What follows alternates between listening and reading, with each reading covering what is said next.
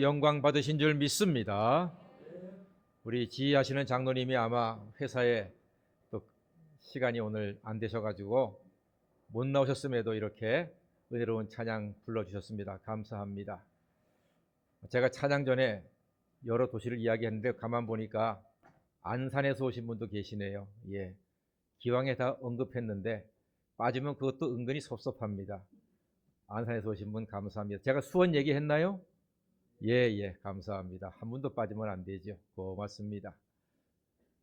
오늘은 흠잡을 것이 없는 사람이라는 제목의 말씀을 나누겠습니다.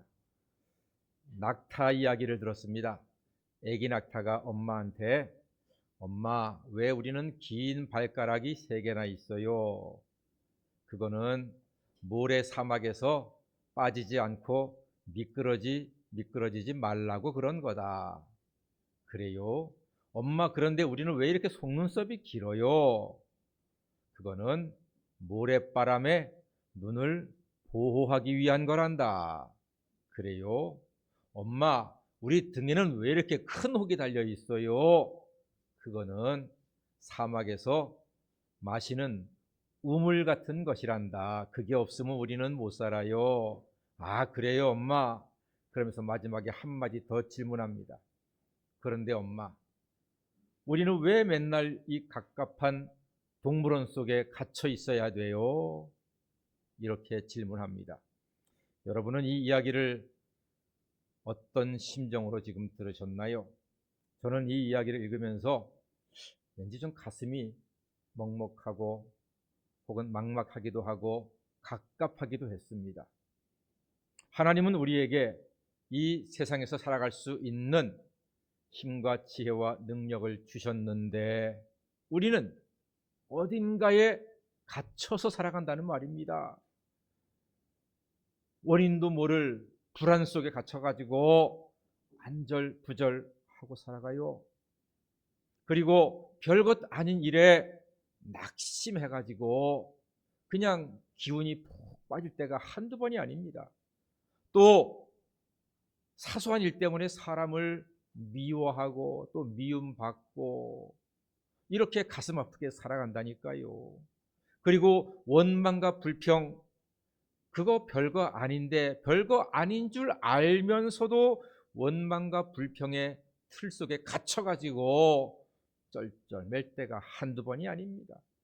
하나님은 광야 같은 세상에서 능히 살아갈 수 있는 말씀 주시고 성령을 주시고 기도를 주시고 무엇보다 예수 그리스도의 이름을 우리에게 허락해 주셨습니다. 그리고 예수 안에서 참 자유도 주셨습니다. 오늘 말씀은 광야 같은 세상을 감당하고 이길 수 있는 작은 힘과 지혜가 될 줄로 믿습니다. 오늘 바울은 데살로니가 교회를 향한 사랑의 수고를 간증합니다. 9절 말씀 보니까요.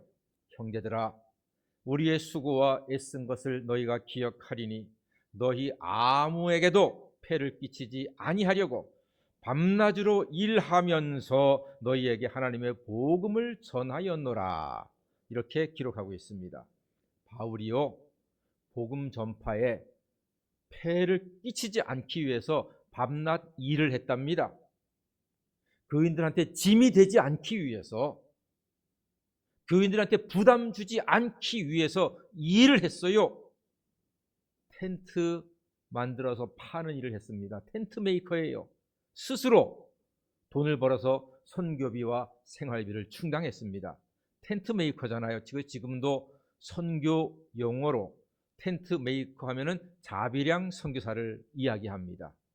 예를 들어 의사가 선교지에 나가서 의술을 베풀면서 싸게 돈을 받고 싸게 받은 돈이지만 그걸로 생활비를 감당하고 이런 분, 자비량 선교사라고 합니다. 오늘 특별히 사도 바울이 일하는 것에 대해서 밤낮으로 일한다라고 성경에 쓴 이유가 있어요. 이 당시에 헬라 문화거든요. 헬라 문화는 철학, 형이상학, 생각 이런 것들이 높게 추앙을 받고 몸으로 일하는 것, 힘써서 일하는 것, 땀 흘려 일하는 것은 에이, 그거는 별거 아니야. 그거는 추한 거야. 혹은 더러운 거야. 악한 거야. 천한 거야. 이런 생각들에 빠져 있는 거예요. 그게 말이 됩니까, 여러분? 땀 흘려 일하지 않고서 어떻게 밥을 먹습니까? 땀 흘려 일하지 않고서 어떻게 자동차를 만들겠습니까? 땀 흘려 일하지 않고 어떻게 집을 짓겠습니까? 말도 안 되는 생각에 빠져 있는 이들한테 사도 바울이 깨우쳐주는 거예요. 내가 복음을 전하지만, 생명의 복음을 전하지만 내가 힘써 일합니다. 일하는 것이 중요하기 때문입니다.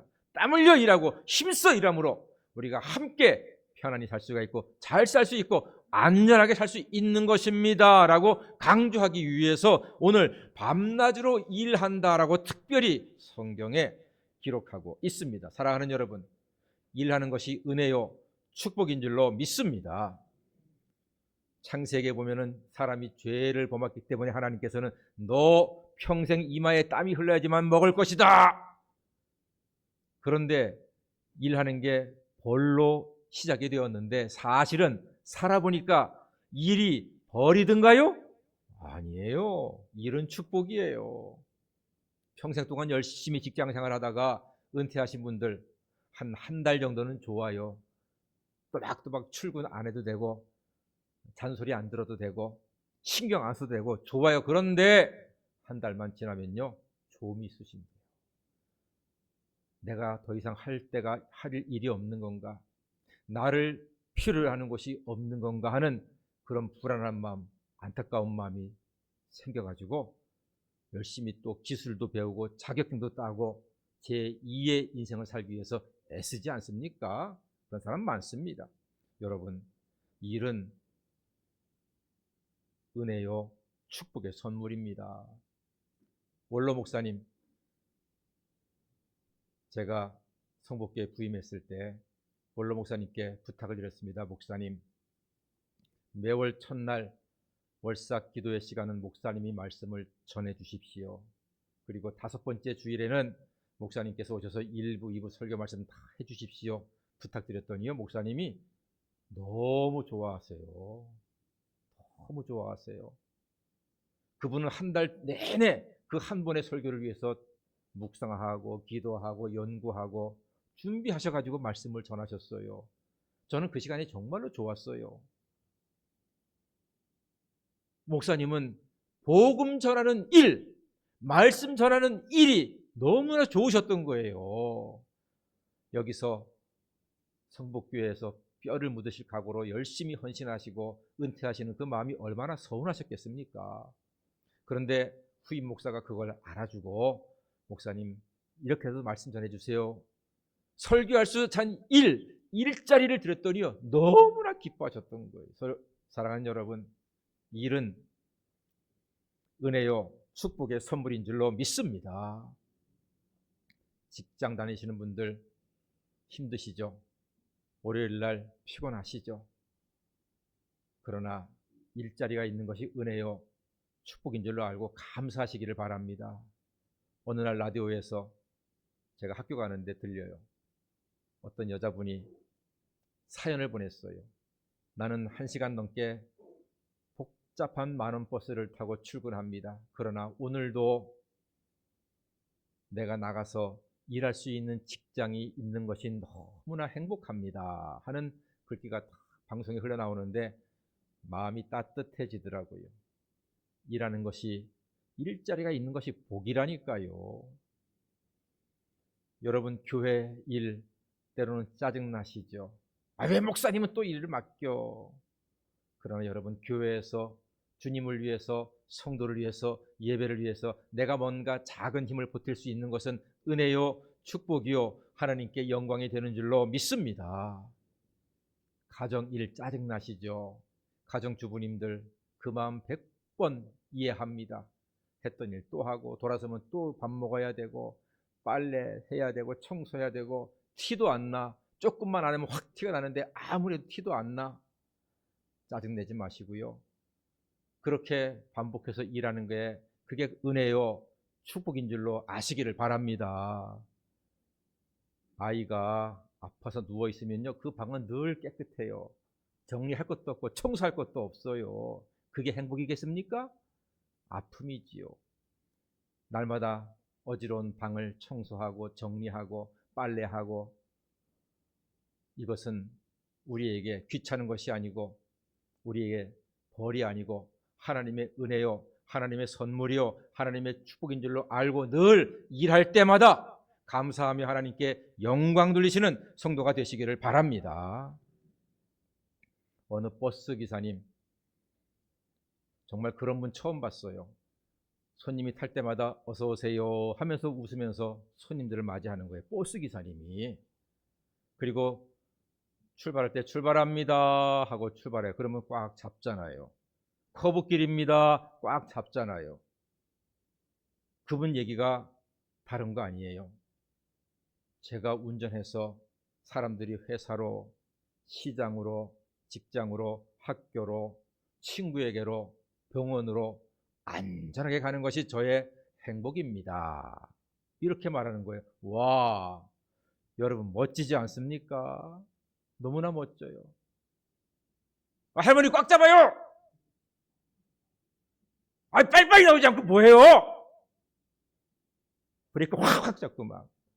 제가 그래도 힘이 있는데 막 제가 넘어질 정도로 그렇게 운전하시는 버스에서도 가끔 계세요. 여러분, 무엇이 거룩입니까?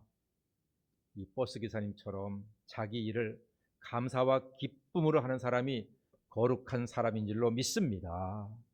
저는 우리 성도님들이 자기에 맡겨진 일, 교회에서, 가정에서, 회사에서, 세상에서 감사와 기쁨으로 함으로써 하나님께 영광 돌리는 거룩한 사람들이 다 되시기를 간절히 소망합니다. 서울 화곡동에 한 산부인과가 있어요. 제가 예전에 한 2번 정도 신방을 갔습니다. 제가 아파서 간 게 아니에요. 산부인과니까 신방을 갔습니다. 주차에서부터 청소하시는 분들까지 모든 의료진이 너무나 친절한 거예요. 와, 미안할 정도로. 내가 환자도 아닌데 그냥 방문 와서, 그런데 너무너무 친절한 거예요. 웃으면서 마치 대통령이나 임금님 대접하는 것처럼 속으로, 야, 예수 믿는 병원이 다르다. 얼마나 친절하고 좋은지 남자인 제가 거기서 애기 낳고 싶었다니까요. 그렇게 병원이 너무나 좋더라고요. 성실과 열심으로 일할 때 감동을 주는 거예요. 이것이 여러분 복음에 합당한 모습 아니겠습니까? 다른 게 복음에 합당한 모습이 아닙니다. 예수 믿는다고 하면서 맨날 식구들하고 싸움박질하고 친구들하고 싸움박질하고 불평이 입에 달아서 흘러내리고 원망과 시기와 질투가 뚝뚝 떨어진다면 그게 하나님이 기뻐하실 거룩한 모습일까요? 그렇지 않습니다. 무슨 일을 하시든지 예배도 일이요, 찬송도 일이요, 직장에도 일이요, 가정에도 일입니다. 모든 일이 여러분이 감사와 기쁨으로 함으로써 하나님께 영광된 아름다운 거룩한 일이 될 줄로 믿습니다. 특히 오늘 사도 바울은 데살로니가 교회가 험한 세상에서 흠이 없기를 권면하고 있습니다. 왜냐하면 편지를 보낸 사도 바울 자신이 흠이 없었기 때문입니다. 이 말은 정말로 흠이 없었던 사람이 아니라 흠 잡힐 일을 하지 아니하며 뭔가 흠이 없을 만한 이유가 있다는 말입니다. 자, 그게 뭘까 하는 거지요. 사람이요, 흠 없이 사는 것은 정말로 어렵습니다. 여러분 가슴에 손을 얹고 한번 생각해 보세요. 나는 흠이 없는 사람인가? 아마도 한 명도 없을 겁니다. 저 역시 마찬가지지요. 이렇게 강단에서 하나님 말씀, 그 거룩한 말씀을 증거하는 저 역시도 하나님의 종이자면 저도 역시 흠이 많은 사람입니다. 자, 그렇다면 이 흠에 대해서 한번 생각해 보자고요. 사람이 흠 잡히기 가장 쉬운 게 뭔지 아십니까? 그것은 바로 말입니다. 혀. 이 말이 우리로 하여금 가장 흠 잡히게 하는 거죠. 야고보 3장 2절에 말에 실수가 없으면 온전한 사람이라고 했습니다. 잠언 6장 2절에 내 입에 말로 잡히게 되었다 그랬습니다. 너 말 때문에 네가 꼴이 잡힌 거야. 네 말 때문에 네가 시비 잡힌 거야. 단점이 잡힌 거, 말 때문에 잡힌다는 거예요. 말에 따라 흠을 잡히든지도 하고 말에 따라 열매를 맺기도 합니다. 세상 살아보니까 열받을 일이 참 많습니다. 여기저기. 여름에 은행에 갔습니다. 좀 새로 뭔가를 만들어야 해서 서류가 많이 필요했습니다. 그래서 교회 서류 또 개인 서류 해가지고서 여러 가지 준비해서 제 나름대로는 최선을 다해서 준비해서 은행에 갔습니다. 창구 직원이 딱 보더니 이게 하나 없네요. 다시 오세요. 끝. 나는 정말로 열심히 준비해서 갔는데 솔직히 사소한 서류예요. 뭐 중요한 것도 아니에요. 근데 그게 없다고 다시 오세요 그러는 거예요. 근데 확 뻗쳐오르잖아요. 난 열심히 준비해서 더운 날 갔는데 은행 한번 가는 게 여러분 쉬운 게 아니잖아요. 근데 두 말도 안 해요. 다시 오세요. 끝. 뻗쳐오르는데 근데 제가 막 화를 내거나 그랬다면 또 목사인 줄 아는데 흠잡히기 쉽지 않겠습니까? 참았습니다. 참고서 얘기했습니다. 여러분 보시다시피 제 얼굴이 조폭상은 아니잖아요. 그래가지고 부드러운 얼굴로 미소를 지으면서 제가 침착하게 이렇게 얘기했습니다. 선생님, 제가 교회 대표고요. 우리 교회가 통장이 여기 8개고 카드를 6개를 씁니다. 지금 제가 돈을 달라는 것도 아니고 앞으로 이 은행의 돈을 쓰겠다는데 작은 서류 하나 부족해도 힘들게 왔는데 안 된다고 하지 마시고 뭔가 좀 될 수 있는 방법이 없겠습니까? 제가 한두 번 온 것도 아니지 않습니까? 라고 정중하게 이야기했습니다. 그랬더니 그 직원이 일어나서 차장한테 가서 한참을 이야기하더라고요. 그래서 돌아와서 하는 말이 예 목사님 방법이 있겠네요 그러는 거예요. 그 방법이란 전에 제출했던 서류 중에서 뒤져가지고서 그걸 카피해서 쓰기로 한 겁니다. 그러니까 은행으로 봐서는 대단히 많이 양보한 거고 저로 봐서는 대단히 고마운 거예요. 은행은 시간이 돈 아닙니까? 그런데 그 옛날 캐비넷을 뒤져가지고 그걸 찾아서 복사하는 게 결코 쉬운 건 아니에요. 그러니까 저는 정말로 고맙죠.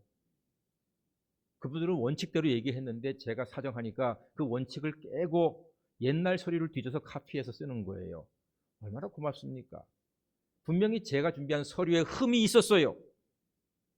분명한 흠이 있었는데 그분들이 그 흠을 덮어준 거예요. 그냥 용서해 준 거예요. 흠이 없도록 그분들이 배려를 해준 거예요. 그래서 참 고마운 마음으로 일을 하고 돌아왔습니다. 그게 바로 은혜 아니겠습니까? 흠이 있는데 흠이 없는 것처럼 해결해 주었으니 그게 바로 제가 그날 은혜를 경험한 겁니다. 사랑하는 여러분, 우리는 모두 흠이 많은 사람들입니다. 우리는 우리 자신의 흠을 잘 알아요. 영적인 흠이 있고 육적인 흠이 있고 우리 가정에도 흠이 있고 내 개인적인 삶에도 흠이 있고 흠이 다 있습니다. 그런데 흠이 많은 우리를 하나님께서 어떻게 하셨는지 아세요? 에베소 1장 4절에 이렇게 말씀합니다. 창세전에 그리스도 안에서 우리를 택하사 우리로 사랑 안에서 그 앞에 거룩하고 흠이 없게 하시려고 우리로 아들이 되게 하셨다 그랬습니다. 여기서 아들은 자녀를 얘기하는 거예요. 남자 아들이 아니라 자녀가 되게 하셨다는 뜻입니다. 그렇습니다. 하나님께서는 예수 안에 있는 우리들에게 흠이 없도록 흠 없는 사람으로 인정해 주셨습니다.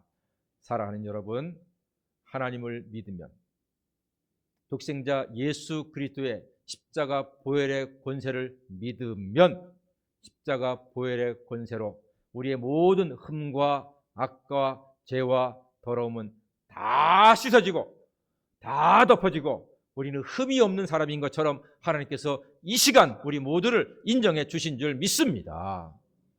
우리가 본래 흠이 없어서 흠이 없는 것이 아니라 예수의 십자가 보혈로 모든 흠을 다 덮어주시고 가려주셨기에 우리가 흠 없는 사람으로 살 수 있게 된 것입니다. 제가 준비한 서류에 흠이 있었지만 은행 측에서 다 덮어준 것처럼 하나님 앞에서는 우리가 흠이 많지만 예수님의 보혈의 권세를 믿을 때 예수의 보혈로 우리를 깨끗하게 하시고 씻어주심으로 흠없는 사람으로 정결한 하나님의 자녀로 인정해 주시고 우리를 귀한 하나님의 사람으로 인정해 주신 줄로 믿습니다. 그러므로 그리스도 예수 안에 있는 자에게는 결코 정죄함이 없나니 이는 그리스도 예수 안에 있는 생명의 성령의 법이 죄와 사망의 법에서 우리를 영원토록 해방하여 주고 인도하여 주시는 줄로 믿습니다. 오늘 하나님은 우리를 흠잡을 것 없는 후회 없는 인생으로 초대하십니다. 낙타의 긴 발가락, 긴 속눈썹, 낙타의 큰 혹은 사막에서 이기게 하는 하나님의 선물이었습니다. 우리도 광야 같은 세상에서 하나님이 주신 은혜의 선물인 예배와 찬송과 기도로서 능히 승리할 수가 있으면 무엇보다 예수 그리스도의 존귀한 이름, 능력의 이름을 붙잡음으로 말미암아 그 이름을 의지함으로 말미암아 모든 흠을 다 없애버리고 하나님의 자녀로서 권세 있는 하나님의 자녀로서 하나님께 영광 돌리며 복되게 살아가는 인생이 되는 줄로 믿습니다. 그리하여서 하나님의 칭찬을 듣는 복된 성도가 다 되시기를 주님의 이름으로 간절히 축원합니다. 아멘. 기도하겠습니다. 사랑의 주님, 예배드리는 저희들이 험한 세상에서도 예수님의 이름으로 흠 없는 자로 인정받고 죄와 사망을 이기는 복된 성도가 되게 하여 주시옵소서. 예수님의 이름으로 기도하옵나이다. 아멘. 찬송가 3